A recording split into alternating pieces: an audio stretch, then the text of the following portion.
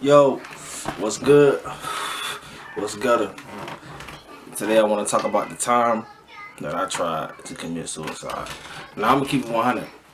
I tried to commit suicide multiple combination of times. It was more than just one time, but it was one particular time where I was dead ass serious and it all backfired on me. So I want to go back to, I believe that was like 2006, 7, one of them, one of those years, right? I had to have been like 14, 13 or some shit like that. I was very young. Anyways, so I was facing some charges, man. I was a juvenile facing some charges, and I had a bunch of felonies. Now keep in mind, bro, the charges that I had was all PBL charges. All of them was PBL charges. There was over bullshit, but it was all PBL charges. And I was looking at a long time, but I didn't have the knowledge and understanding to know that, nigga, you are young. They are not about to throw your whole life away. You didn't kill nobody. You know, in the state of Florida, they can't, direct fire you and all that shit. But if you ain't kill nobody, more than likely, you're not finna life sentence off no. I mean, I don't give a fuck what it was. See what I'm saying? But anyways, I didn't have that knowledge. So I was upset. You know what I'm saying? I'm going back and forth to court and shit. And at that point in time, I had just, got into my first real relationship. And you motherfuckers, y'all already know how that shit is when you get in a relationship with somebody for the first time. You know what I'm saying? The first time you fall in love with somebody, that shit hit deep. You know, you're emotional. You feel like you're gonna marry the motherfucking girl. You running around crazy, like, you know what I'm saying? Like dogs in heat, doing all kind of crazy shit. Just being fucking stupid. You know what I mean? And I remember I used to not have places like to go and shit. You know, because I wanted to run away from home and shit. And, I couldn't always just go into her house at this time. So I would stay outside. And she would stay outside. And we both would stay outside. So, while I'm getting all these charges, for the fake ass gangbang and all that bullshit I was doing, she ran away. It used to get cold, man. And I remember one time I was like, okay, I'm finna go in this motherfucking house and I'm finna go get a blanket. I had jumped in the back window, you see what I'm saying? Jumped in the back window. And at that point in time, she was on some emotional shit. I want to, cutting herself, all that type of weird shit. Really just for my attention. I don't feel like she really wanted to do that shit because we all know you don't do little slices of the case. So anyways, I was young. I fell into it. So I used to hide the knives from her. But anyways, I get inside the house. I get inside the motherfucking house and I get the blanket, jump out the window. You know what I'm saying? Jump out the window. And I'm going to keep it real. I'm going to keep it real too. I'm going to keep it real. I jumped in the window. This is back when MySpace first came out. When MySpace first came out. And I didn't really I was a controlling little nigga. I wanted it all to myself. I know she had a MySpace. And, I actually took a knife and cut a wire, right, to the computer. Just so she couldn't get on MySpace. Dumb as fuck, petty bullshit, but I did that shit. I cut it. Boom, hop back out the window. My nigga, I'm in the alley and shit, we sleeping and shit, boom. You see what I'm saying? She go off her own way, you know what I'm saying? She go off her own way. And then I ended up getting arrested. So when I got arrested, I got charged with armed burglary because my fingerprints was, they found the knife that I had hidden there that I initially had hid from her cutting herself. But they found the knife and they charged me with armed burglary. So now I'm looking at another PBL charge, right? Armed burglary.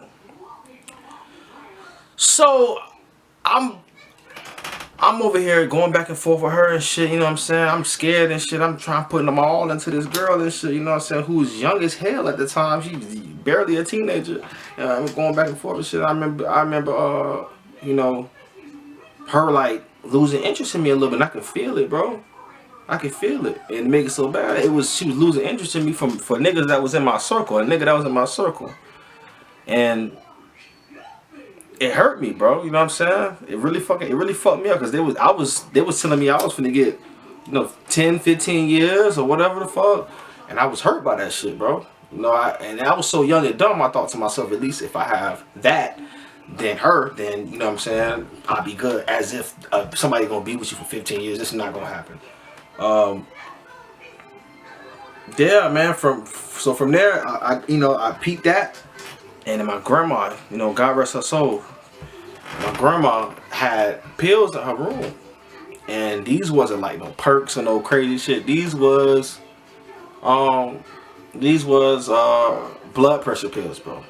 If you know anything about blood pressure pills, they don't do nothing but their job. And I remember, dog. I think I had went around her or some shit, and I think I seen online or somehow, some way, I think I seen something about her fucking with some other dude or some bullshit.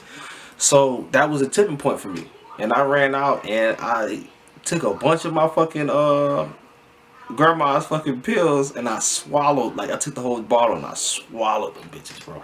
I'm talking about to the point where I can taste the bitterness from the pills. My whole mouth was full of just pills. It was fucking disgusting. And I did it outside at a spigot.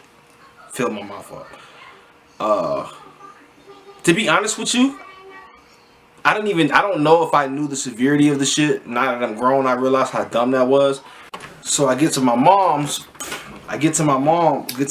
yard, bro, and I just remember this shitty feeling, dog, and I passed the fuck out. I pass out.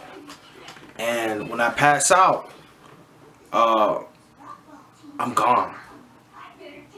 And I just remember for some reason hearing my mother's voice. And that woke me up out whatever the fuck had happened to me. I got up. I beat on the door. And my mom answered the door and she seen me, and the first thing I said was, call the police. And she looked at me and said, what the fuck is wrong with you? And I fell forward. And she I don't remember if she punched me, slapped me, or some shit. I don't think she understood the severity of it, and it's normal for black people to get angry when they are scared.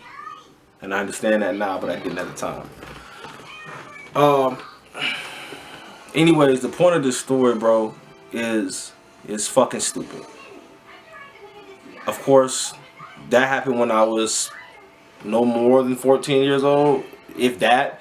And I'm 27. I'll be 28 next month. I'm alive. I got a bunch of kids. I make decent money. I'm comfortable, and I'm not in prison. I'm not a felon. I'm good. But at that point in time, I really thought it was over with for me, bro. I really thought it was over with. I was about to check out about some bullshit. I'm about to check out over love and personal feelings, and it's not worth it. And I'm glad that I wrote it out. I'm glad that I had the mercy. Like I said, it wasn't even the first time I tried some bullshit, but I'm glad that my bluff wasn't, called, and I managed to make it about that shit. And if you're going through some shit like that, bro, you can make it out that shit too. This shit is temporary feelings. You don't have to worry about feeling like that forever. It shall pass, bro. I'm telling you, temporary feelings and permanent decisions, they don't go together, man. You know what I'm saying? Hey, but until next time, keep that shit real and keep it gutter.